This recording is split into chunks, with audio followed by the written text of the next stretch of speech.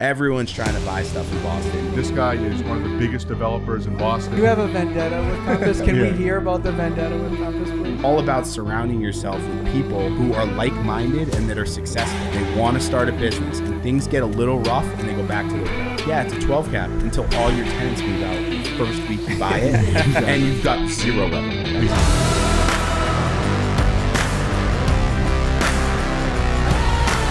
Welcome to the Behind the Rise podcast hosted by the Perrina Brothers. My name is Angelo and I'm joined by my brothers and business partners, Lucho and Valentino. On this show, we will speak to successful local, national, and global entrepreneurs, as well as discuss lessons we've learned in our 15-year career building a 9-figure organization. We're in the middle of our journey now and want to share with you all the wins, losses, and lessons learned behind the rise. All right, everybody, welcome to episode 3. This is a special episode. We have my good friend and successful entrepreneur, Ricky Beliveau, on the show. Welcome, Rick. Thanks for having me, guys. So, little intro for Ricky. Ricky Beliveau, owner of Volnay Capital, V10 Development, Volnay Management, Evo Real Estate Group, and now most recently, Evo Origin Funding. As you can see from the list of companies, his businesses touch all aspects of the real estate pipeline, from development, investing, buying, selling, and now lending. Really impressive resume, Rick. Thanks, buddy.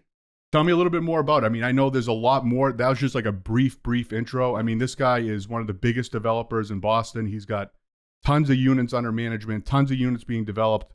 Tell us a little bit more about that. Yeah, so I mean, nice to meet everybody. I think the main thing here is a lot of those businesses, they're all like interconnected, right? And I think when anyone's starting a business, you start with one business, but then there's always other businesses that you could grow and create other revenue streams off of that. Yep. Right. So these businesses were all strategic decisions to make, right? It wasn't like I just jumped into one or the other. Right? It was like, as things were needed in my other businesses, we started creating next businesses. So, as we run through how the whole empire grew, you can see how it was all made strategically, right? And it was slow and steady. Yeah. So how many projects right now are you developing? Like, or how many units are you developing as we speak? So we have active construction sites through Volnay Capital. We have about 6 active construction sites. Those range from a small 3-unit up to a 15-unit. Yep. And that's just active construction. In the pipeline, going through the entitlement process, we probably have another 20 or 25 that are through Volnay Capital.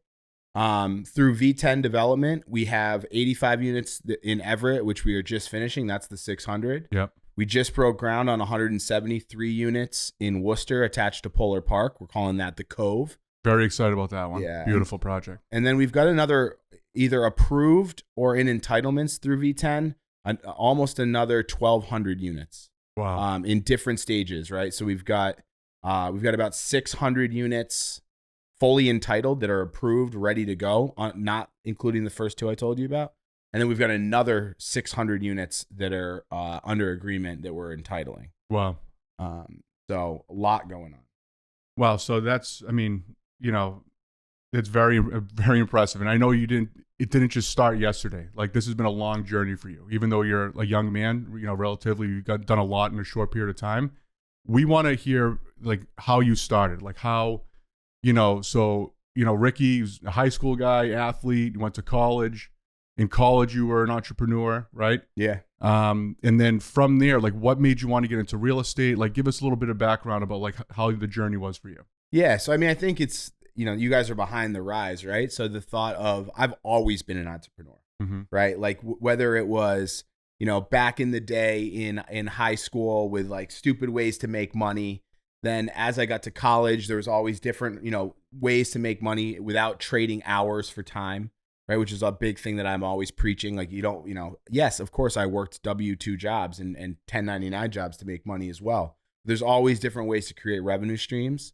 And then in college, I started my bar crawl business, which is Tour events. Yeah, right, that was my first like moving into like not just nickel and diming different things. That was like a true business where it was like, okay, the way that business was set up is we did bar crawls, and it would be. The difference between us is actually, we were talking before about like the quality of the gear and creating a brand. Like a lot of bar crawls I saw would just, they'd schedule different bars and people would go to them. That was it. I always was like, no, I want to give them a high quality t-shirt that shows the branding of my company as well as the bar crawl, so that when they go to the gym the next day, they're wearing that tank top or that shirt. And then people are going to start knowing who it was. And it started working. It was like, you'd all of a sudden I'd get pictures of around the world. Literally, we'd sold thousands and thousands and thousands of bar crawl shirts of people wearing my bar crawl shirts in like Singapore. No like shit. Someone would be at the beach and be like, Rick, look what I just walked by. And it'd be like an El Tour old bar crawl shirt from like 7 years before. No shit. And so that was like my first time actually running a real business, right? So once I graduated, my major was my major was finance and entrepreneurship.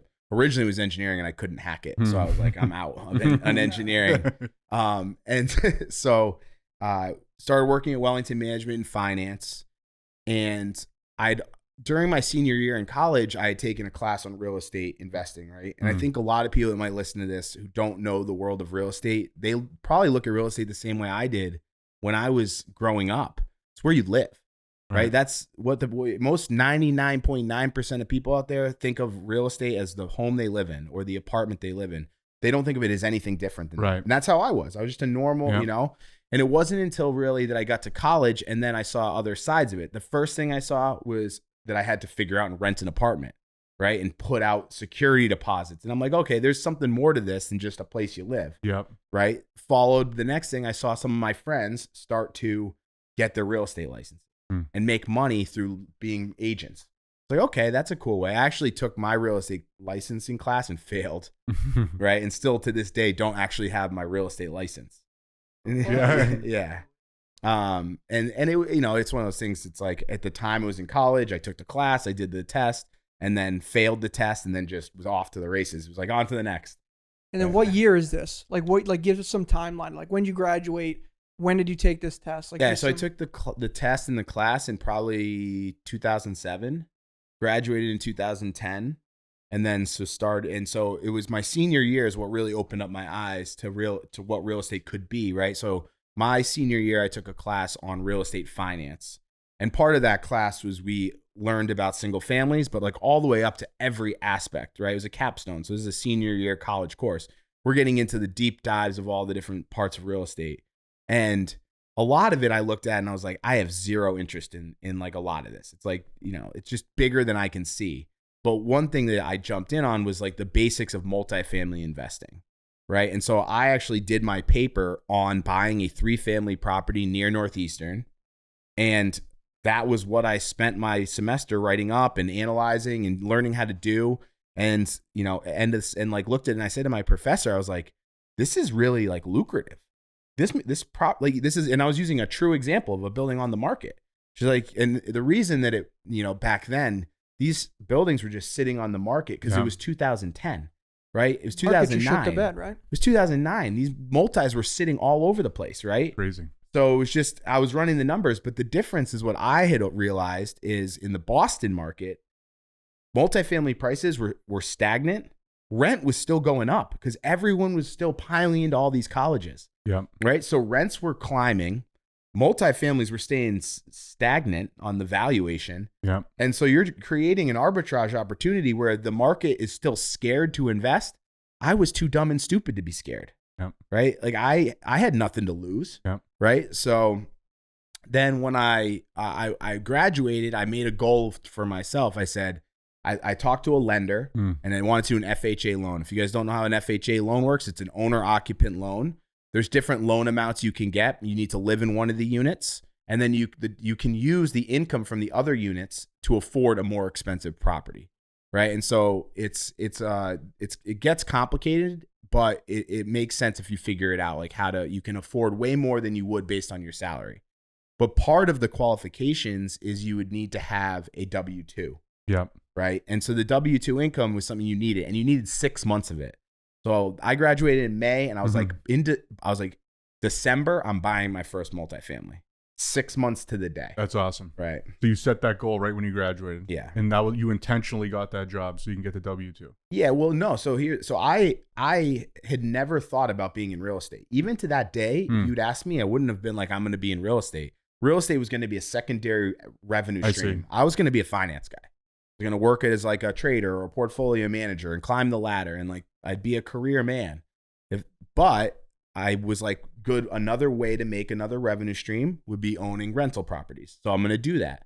Right. And so I made a goal to do that. Right. And then, one of the first questions you ask is like, where do you get the money? Yeah. Right. And so, this is where people say, do you get lucky? And it's like, yes, there was luck, but there was also being in the right place at the right time and setting it up properly. So my mother had just inherited about 150 grand, mm-hmm. right? Her like great uncle had passed away and she had inherited this money and she had it. And I knew this. And I said to her, hey, Mom, this is my paper I wrote my senior year. I want to do this, right? I want you to partner with me. Yep. I'm going to take the money. I'm going to put up all the money I have and take credit cards out. I want to renovate a 3-family and buy it and lease it up. And this is going to be how I do this. Yep. And my mom was like, had faith in me. And she was like, yeah, sure. Like, find one. Right. Yeah. Dude, that paper was huge for you. I feel like yeah. you literally visualized the entire thing before it happened. Right. And you had a teacher kind of giving you like approval and, your peers looking at it and stuff like that. And now you're just going to go and apply it in real life. That's huge. I mean, that gives you a lot of confidence to actually spend the money, Yeah. I think one thing I learned with that, and I learned, take that to this day, is you need to treat everything, whether it's a family member or an investor, like you need to treat it extremely seriously when you're talking about money and professionally. Yep. Right. And like one thing, even with showing my mom that paper, I didn't like write up a report on a multi and be like, hey, I want to buy this. Right. But it showed her and it broke down the conversation that this isn't just asking for a favor. This is a business investment. Right. And I think a lot of people get into trouble when they're trying to raise capital or start a business, that they talk to people in their network and they're talking to it too casually. Exactly. Right. It's got to be done in a formal, professional manner. And then also when you take that money, you need to be a fiduciary of that money. And that means monthly reports, monthly emails, and treating it professionally. Right. And I think that's something that I've always done and has allowed me to grow. I mean, we've seen that too. I mean, we've invested in a bunch of different projects, one of him being his, and we get updates on his properties every month. Yeah, no. We've invested in like 6 or 7 other ones, and the other ones we get no fucking reports. We have no idea what's going on. It pisses us off as the investors. We have to shoot him a text like, hey, what's going on? And why did I just wait 4 to 6 months on getting an update on this project that we put, 6 figures plus in? But his projects are always every month. Yeah, exactly. I think anybody, I've invested in so many startups. I've invested in a bunch of other people's real estate deals. And I always say to these guys, I'm like, guys, I understand there's ups and downs of these investments. All investment has risk. Yeah. But there's no excuse for lack of communication. Exactly.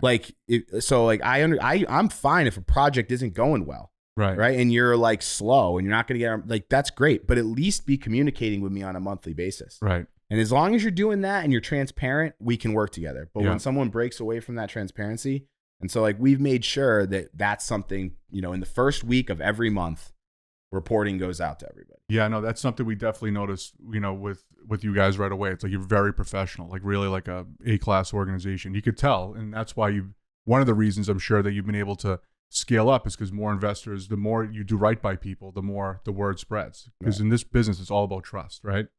It's all about trust and having faith in the person that you're doing business with. So your first investor, right? Your mom gave you, an investment on the first project, right? Yeah. It was a 3-family. And then from there, how did you get into, you had a niche for a while, doing condo developments around, I mean, you still do, around East Boston, whatever. You scaled quickly. I mean, it was fucking go.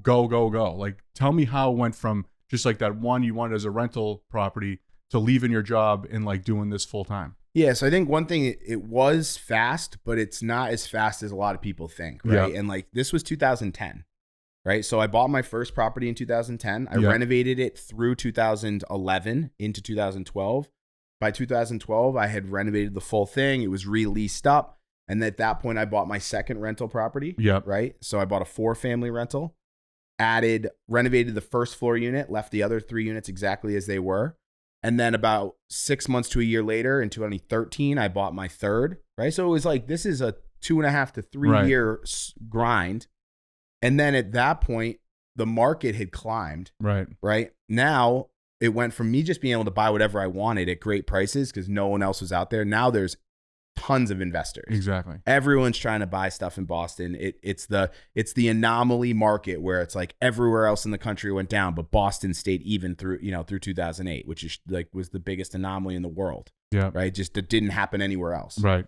And so everyone's flooding into Boston. And so that's when you say the condo projects was a pivot, right? Right. And I've said this many times over the years, like you need to be open to pivoting when it's required. Right. You can't get stuck in one direction and just be like, this is all I'm going to do. Exactly. Because if it won't work that way. Right. Like there's a fine line between focus and change of direction. You know? Right. And it has to be strategic. But like if you see a direction and a path that makes more sense at that time, you might have to go away from what you're known for or what you're doing and move in that direction. Right. Yeah. So I had always looked at it like a side business. I'm going to be buying rentals, right? I had said I worked in finance, passive revenue, not active. I'm not going to be actively there renovating, which I was, but it was like to create passive revenue. And so then in 2013, I really wanted to buy in East Boston, right? Mm-hmm. And for anyone who's not from the Boston area, East Boston was kind of an area that had been untouched for years. South Boston had blown up, and it's directly attached to the city. The Blue Line train runs directly to it. You can be in the downtown financial district in 10 minutes. Yeah. Right. So it's crazy that it hadn't been hit. So I was like, I need to buy here. The problem is so did a ton of capital. Right. And at the time, a lot of people had recognized this, and they were all coming in with cash buying the properties. The problem is they didn't care about cash flow.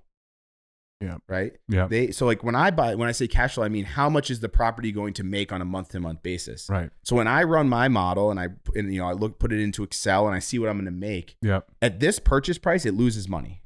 Right. Right. Well, I'm seeing them sell at that purchase price. Right. Right. They're paying cash.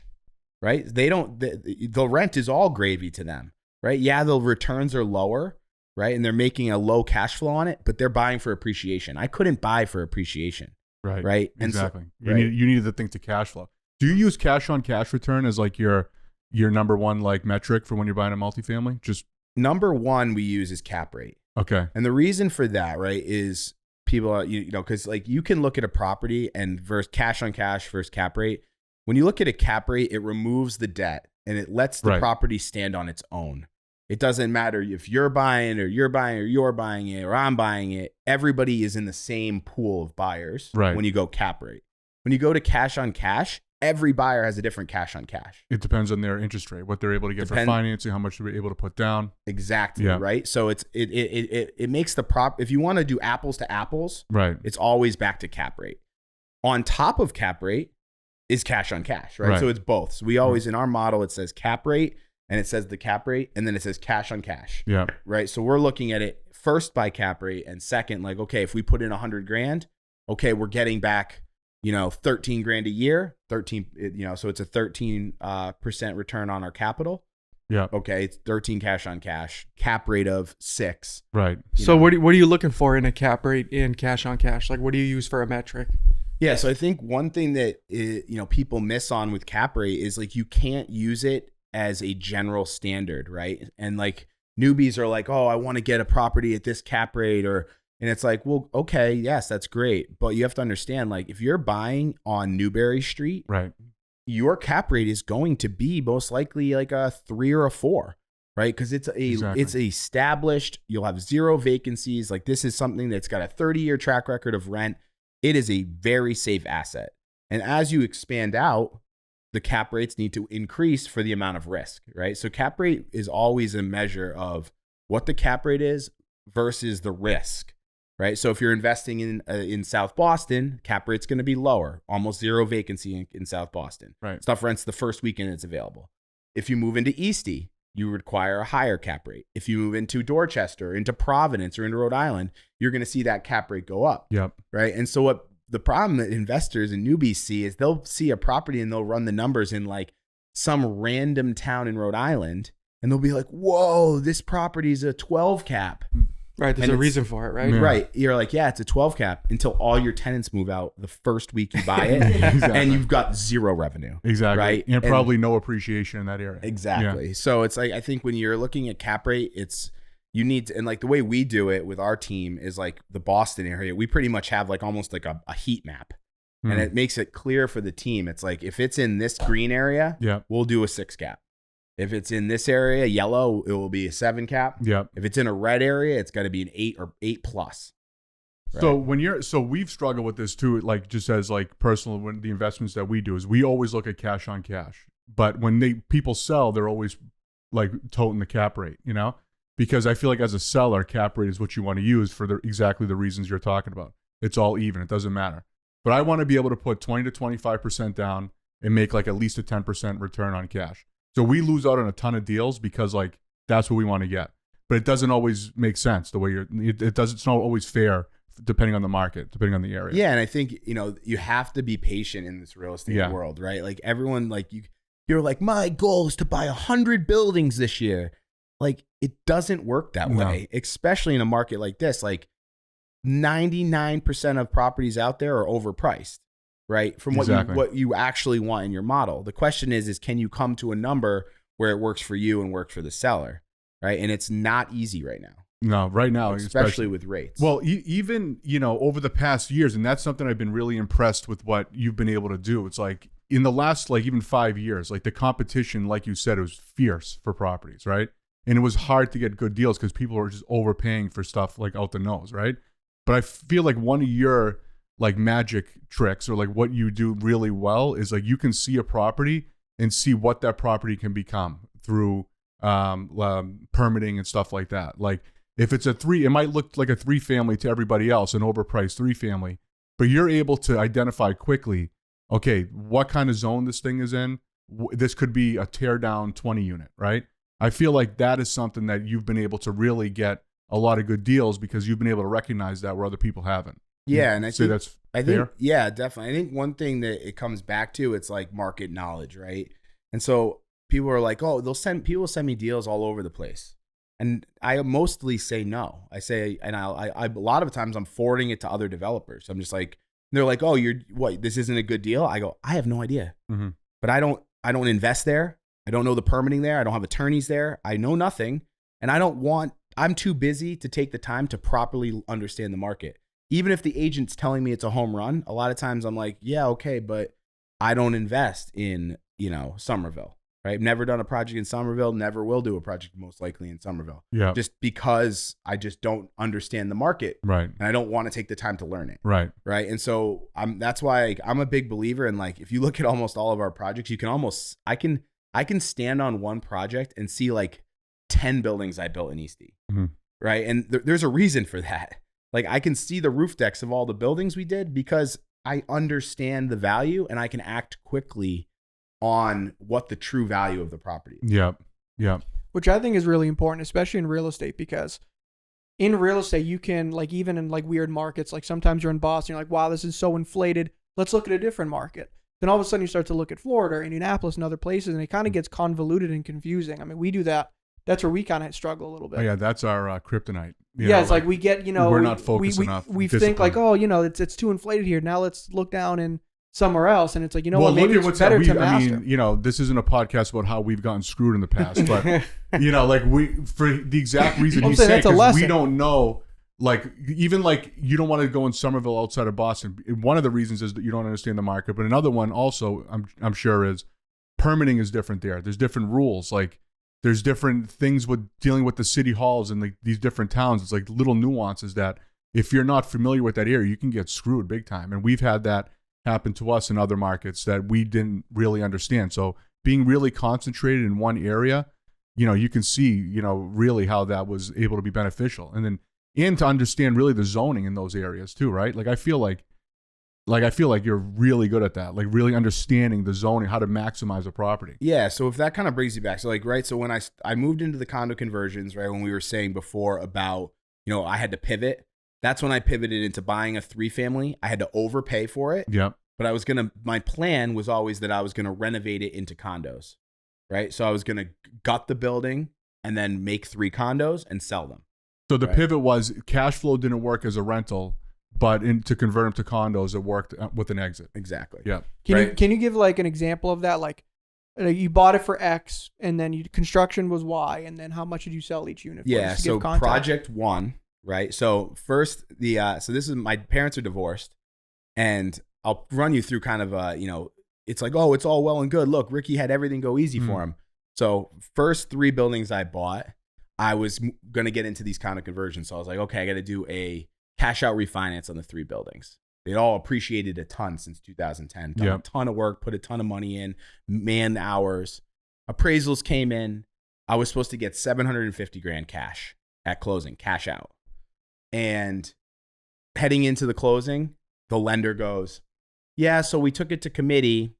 And, at the time I was 23, 24. They're like, we're not comfortable taking it, giving you what we said in our commitment, our term sheet, which was like up to 75% loan to value. Wow. We're only going to give you $300,000. Wow. And so I have a property under agreement now that I was planning on buying and doing condos on, right? And I was expecting $750,000 because I needed, and if I look at the math, I was buying it for $500,000. I needed a down payment of about $150,000, and I thought $300,000 to renovate it, right? And then I would have some extra cash flow to be safe, and then I'd sell them. Yeah. Right.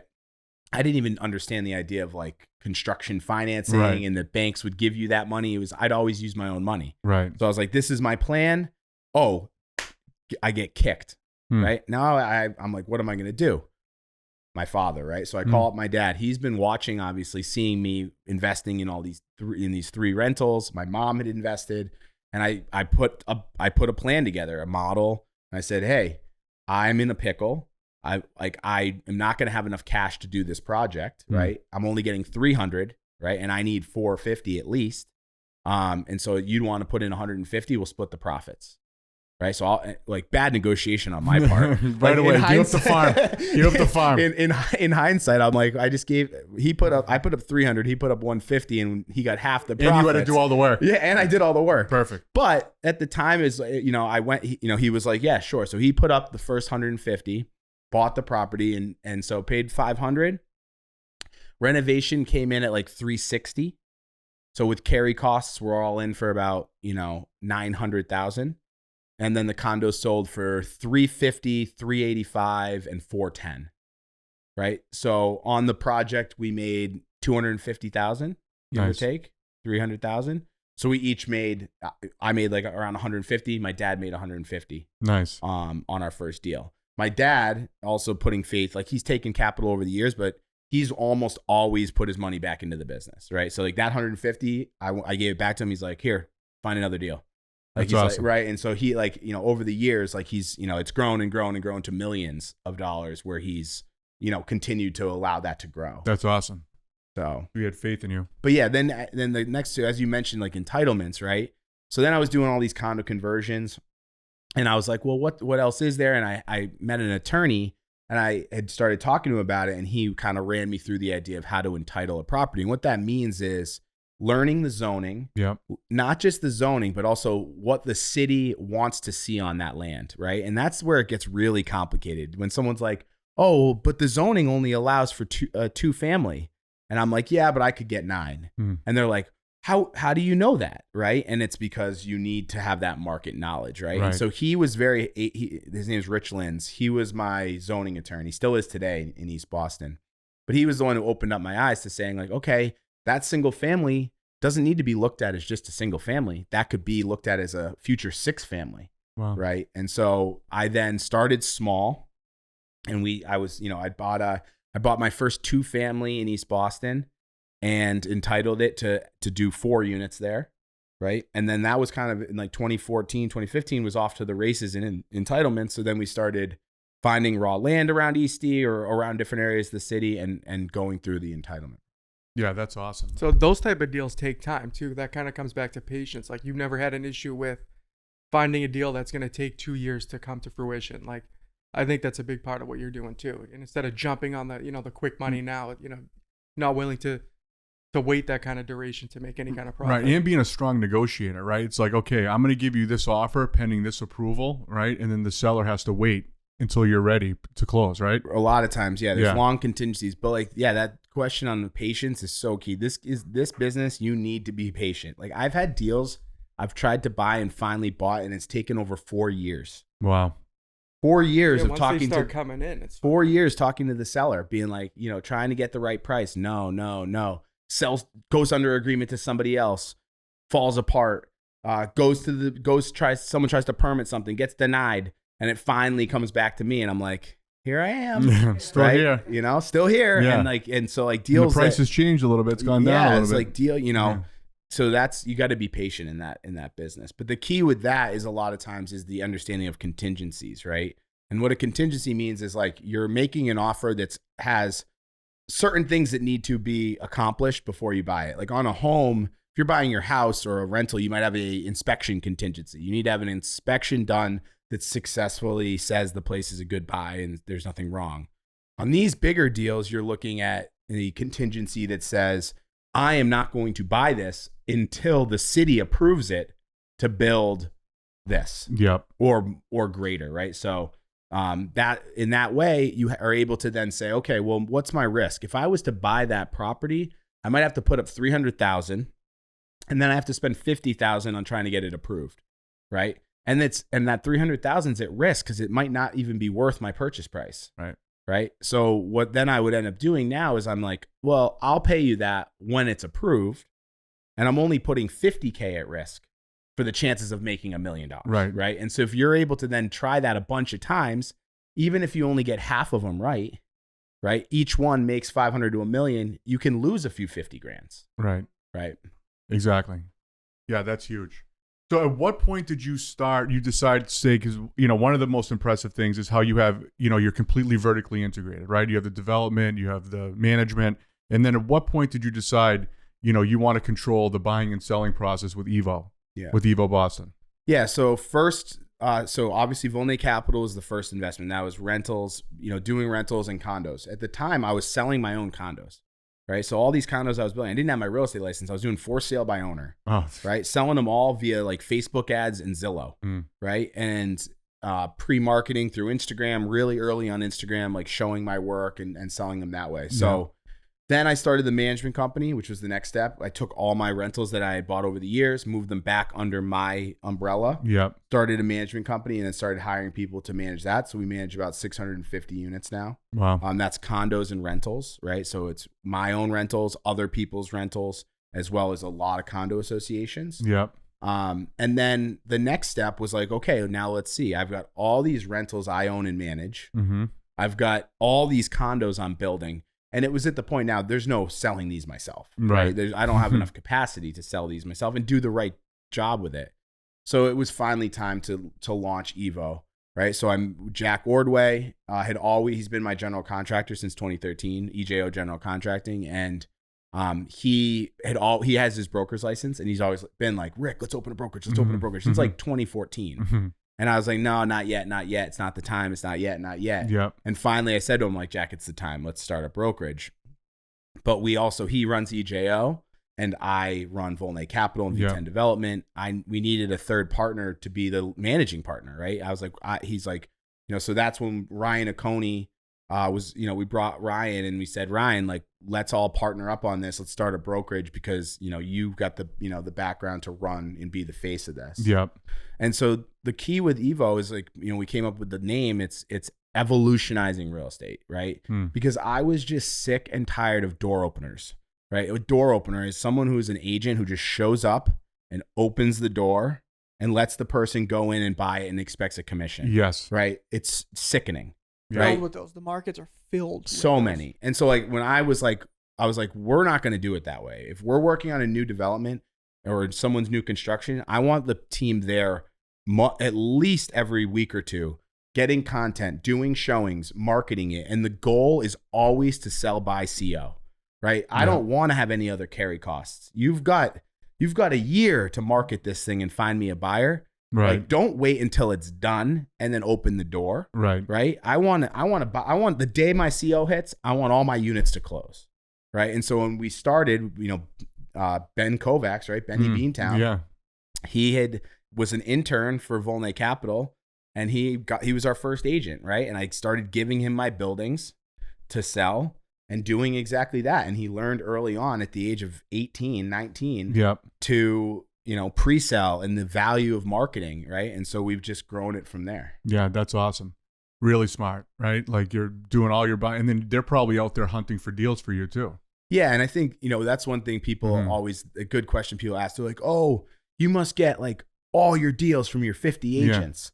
Yeah. Honestly, it's not the case. Right. It's like, that's not how this world works. Like deals, yes, there's definitely leads that come in that we buy through the brokerage, 100%. But I'd say the majority come from open network. From outside. Yeah. And that's whether it's DMs on Instagram, random emails, random phone calls. And like, it all comes back to the idea, and I've said this before, is that people need to know you're looking, right? And they need to know you're in the business, because if they don't, they're never going to call you, or they're never going to DM you on Instagram and say, hey, I got this property that might not work for me, but might work for you. Yeah. Right. Has anyone, you think, ever not brought you a deal because they know you own the brokerage too? So it's definitely, there's that careful balance. I think we've done a good job. Done a very good job. I think we've done a good job in making sure people understand that the fact that we own the brokerage and that we have the development arm is only an asset to these guys. Right. Right. And I think we've done that over and over. And that comes down to, if someone gets into a situation and they need a referral, or they need help with something, or anything like that, I can help them with that issue. Yep. Right. Whether it's their, they need a mason and they can't find anyone to do the final masonry work. Okay. Well, we'll send you a couple contacts, and the contacts will be someone who's responsible and will actually show up and listen to you. Not because they're you, it's because I sent them. Right. Right. And so that's like the key. It's like, they've done a ton of work for me. Right. They might ignore this guy's phone call if I wasn't the one that says, hey, go quote that job. He needs that foundation brick put in before CO. Yeah. Right. And so it's like, we're able to add additional value. I can assure you, none of these other brokerages can add any value in that manner. Compass, not adding any additional value. You have a vendetta with Compass. Can we hear about the vendetta with Compass, please?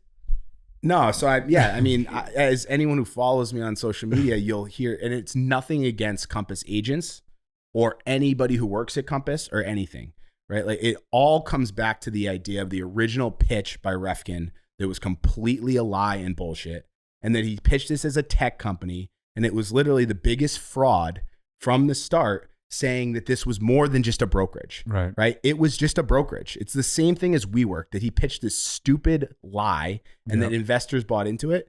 Refkin did the same thing. The problem with Refkin's situation is that him and his investors then went public and dumped the junk onto the mom and pops and grandmas and general public.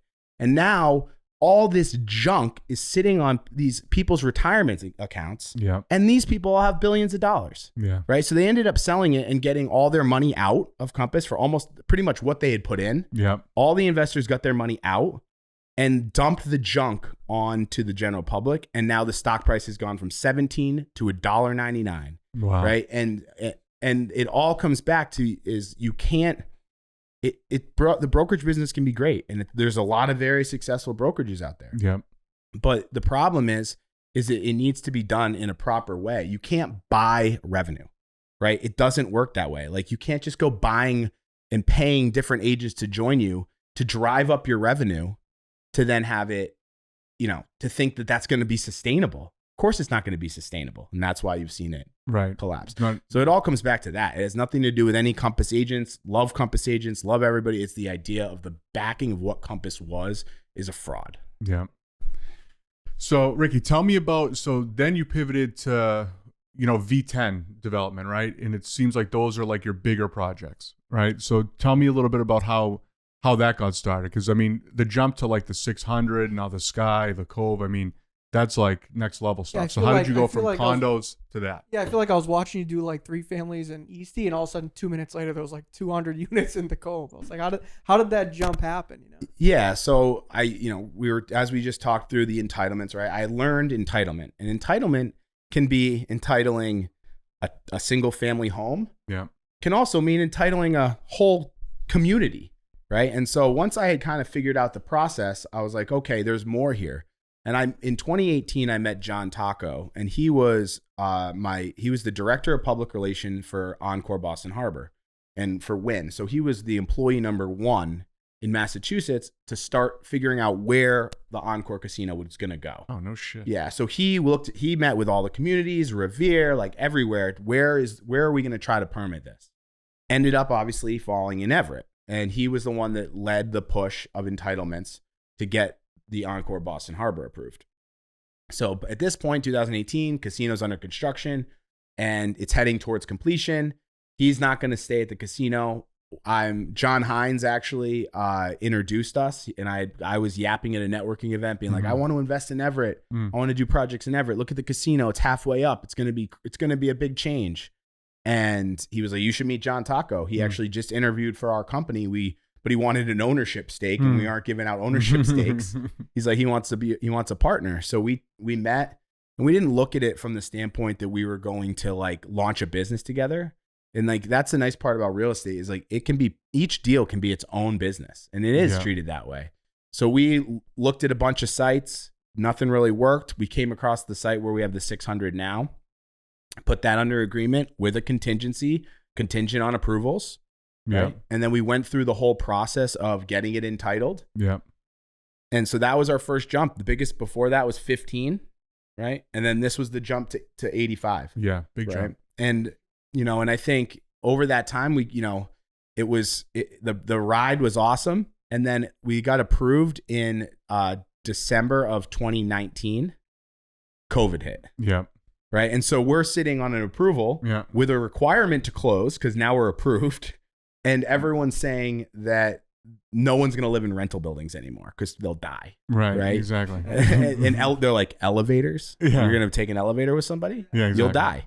And so, we were, put us into that, situation. I think that, looking back, it's like, I got really lucky again that the 600 was our first big deal and that it was 85 because my balance sheet to get that loan was like, it was the biggest loan I could have afforded. Yeah. Right. And so if it had been any bigger, I probably wouldn't have been able to do it. Right. It happened to be that we permitted 85. This isn't me being like strategic. Right. That was just what we approved there. If it could have been 150, we would have. Right. And what would have happened is we would have had to probably sell it because I wouldn't have been able to get the loan. Yeah. Right. So that project was the right size, was able to get that. And then we're able to get the loan. Yep. And we're able to take the project forward. And then now the Cove obviously is the next step, which is 173 units. Yeah. But it's like, as things progress, What made you jump to Worcester? We personally like Worcester, but what made that jump happen? Yeah, so the guys from Churchill James, who are my partner on the Cove project, they actually had originally gotten some of that block under agreement, and they were going to do a 3-story office building with a first floor flatbread pizza and bowling, right? Because they have the ownership stake for Massachusetts in flatbread pizza and bowling. And after they looked at it and they talked to the city was like, you're not just going to do a 2-story office with a flatbread pizza and bowling on the first floor. This is next to our new stadium, right? So at that point, Ryan's actually friends with them from back in college. They came in, we went out to dinner. They pitched the site. At the time, they had about maybe a third or a half of it under agreement. And so they brought me in. When they first said Worcester, I was like, nah, not interested. And I was like, I like to see my assets from each other. Right. I don't know Worcester.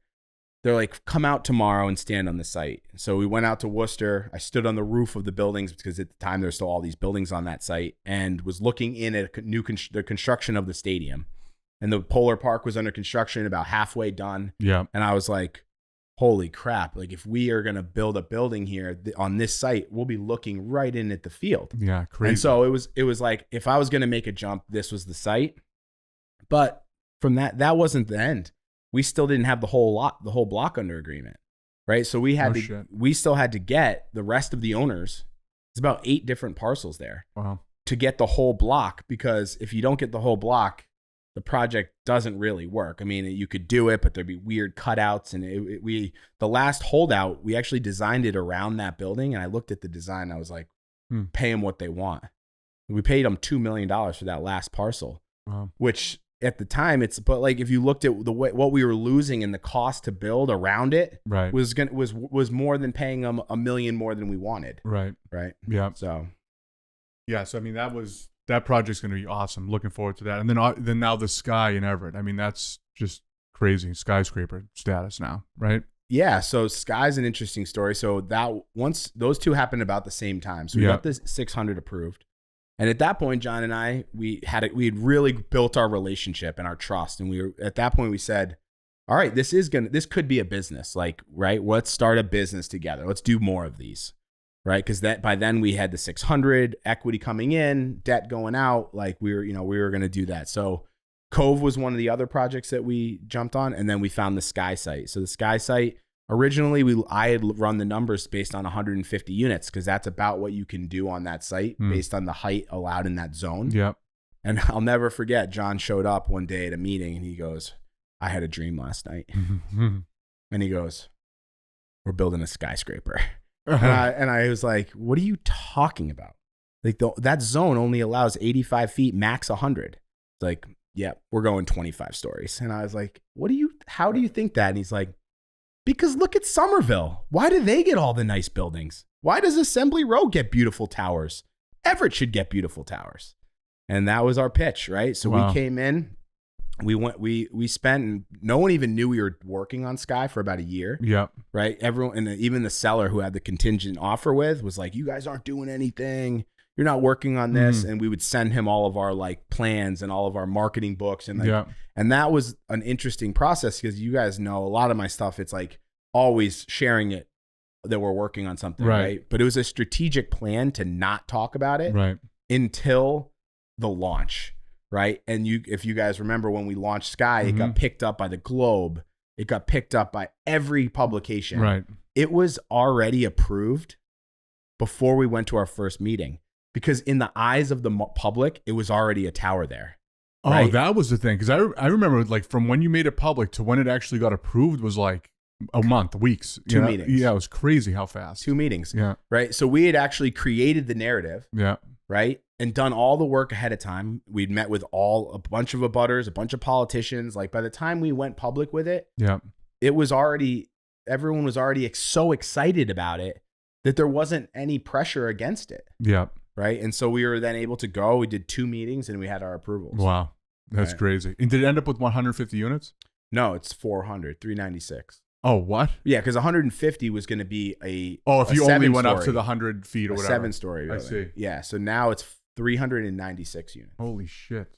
And do you plan to hold those or sell it? Because I know some people hold them just to take the cash flow and some people just flip it after it's built. So it most likely our goal would be to hold these, right? We're not going to be a merchant builder. Merchant builder would be someone who does exactly that. They either take a permanent project or permit something, they build it, and then they sell it. Yeah. Right. Whereas we're looking at things a little bit more long-term cash flow wise. I mean, I would love to build these and keep adding them to the balance sheet. And it's like 85, 173, 400. Next thing you know, you've got 2,000 brand new construction units that we own, right, with partners, but that our assets under management continues to grow. But so will we hold them? That will be the hope. But there's obviously, sometimes you have to sell. The thing is, on both the Cove site and all of our Everett sites, other than the 600, those are all in opportunity zones, which makes it really very lucrative to hold them over 10 years. Yeah. Right. Because in an OZ, if you invest capital gains into an opportunity zone project, when you sell the building after 10 years, all the taxes, all the capital gains is tax free. Wow. That's huge. Yeah, the opportunity zone's a big tax free, completely tax free. Yeah, so like if you hold for 10 years. Yeah, so if you say you build a building, you're all in for, 80 million, you sell it for 120 million in 10 years, $40 million of profit, tax free. Wow. A lot of Everett's opportunity zone too. Yeah, right? lot of Everett. There's parts of Everett that are opportunity zone that are like you got to go through it. They're all over the country and they're all over every state. So if you guys are looking at this, go online, look up opportunity zones in my state, and you can go in and you can look at the map. It will pop up. It's very interactive. It will have like the blue areas where you can see. And if you're looking at a piece of land or a multifamily and you say it pops up in those opportunity zone, it's something you could consider. Wow. So then the next evolution, right, of the business naturally is to now lend, right? You're doing the buying, you're doing the selling, you're doing the managing. Now you're working with developers and, people doing projects, people who are starting out, people who are experienced with lending, right? So that's where Evo Origin Lending, was born. Yeah. So, I think the core behind Evo Origin Funding is we are a pref equity shop, right? Yeah. Our core business is that we are working closely with the developer. We are putting in pref equity, which is typically an equity position that has a fixed guaranteed return, right? So we're not looking for a percentage of the profits or anything like that. It's treated like debt, but it's coming in a secondary position, in a second note, or it's coming in as in a pref equity format, right? That's our core business. Yep. Right. We are now partnering with developers and doing full stack loans. Yep. But like, if you come back to our core business and the reason, so I met the guys from Origin, invested in the 600, and then they saw how well that went. And then they just put up 23 million in Worcester. Right. Wow. And so they had also been investing in my small projects. But the thing is, I had said to them, I was like, guys, like, I don't, they were like, oh, we want to invest in more projects. I was like, I don't have more. Right. Like, and I'm not going to I've had investors working with me for 10 years. I'm not going to let these guys take the whole stack. Right. My mom and dad and my uncle and like, my mother-in-law, they get to get in the deals first. Right. Then if you guys want to fill in the gaps, you can. And so there wasn't enough deals. But then we started talking, and over the years, I had been investing in developers' deals in a secondary debt, pref equity position. And so me and the founder of Origin started talking. I was like, hey, I know you guys want to invest more. I've already been doing this. I know they've already been doing with others. I was like, let's do it in a formal fashion under a brand, and let's take it and make it formal. Yeah. Right. And so we took what we had been doing, we brought it all under one roof. And so now our core business is, say someone's doing a project, they need 300,000 of equity, right, to do the project. They take out a first position loan. They maybe come to us. We lend them between 100 and 200. They put in 100,000 of equity themselves. Yep. And so we'll bring the loan to cost, say from like the bank might only go up to 70% loan to cost. Well, we'll take it up to 80 or 85 loan to cost. Yeah. And we're taking a riskier spot in the deal, but we're also getting a higher return on that. And where we separate ourselves from a lot is that we are their partner. Right. And so like it comes back to the same thing with the brokerage, right? Yeah. If someone gets into a pickle and they need someone to help them, get to the finish line on a single family, right, we can easily step in and help them with that. Right. And not steal their property. We can help them get to the finish line and have a successful project. Whereas like you look and see in some of these, predatory lenders where it's like in that situation, they're just like, see you later, equity. It's our property. Right. Right. Whereas we're like, well, no, we'll be we'll help you. And it's also an aid too for a lot of these guys when they, with lenders, because they can say, oh, well, Ricky and Evo Origin Funding are huge, our pref equity partner. So if something goes wrong, you don't think that I can finish the job. You've got these guys to also step in to finish the job.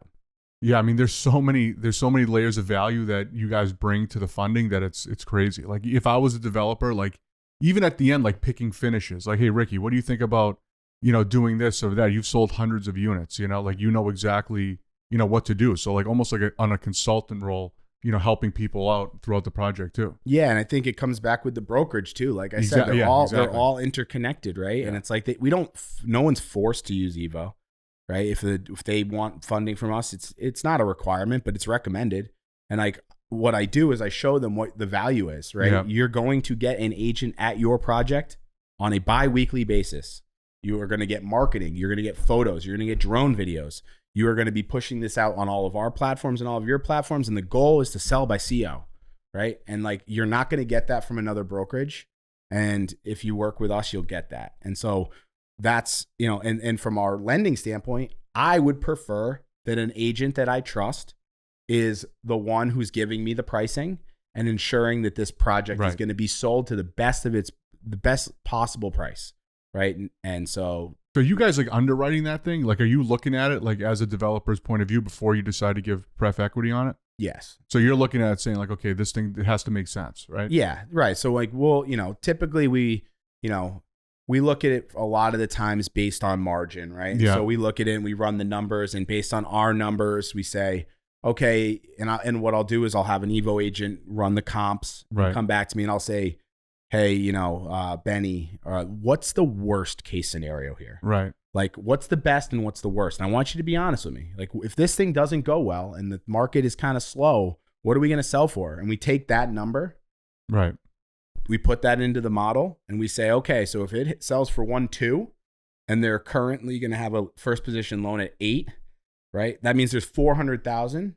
They're looking for 200. That means there's only, in the worst case scenario, there's going to be a $200,000 profit. Yep. But we're going to be taking our, right? So it might get too slim. Yep. Right. So that's how we kind of look at it. So we want to make sure that in a doomsday scenario, right, we believe that there's still enough juice for us to get our capital back. Nice. The deal to make sense. I think that's a great add-on to the portfolio. I think that's going to do awesome for you.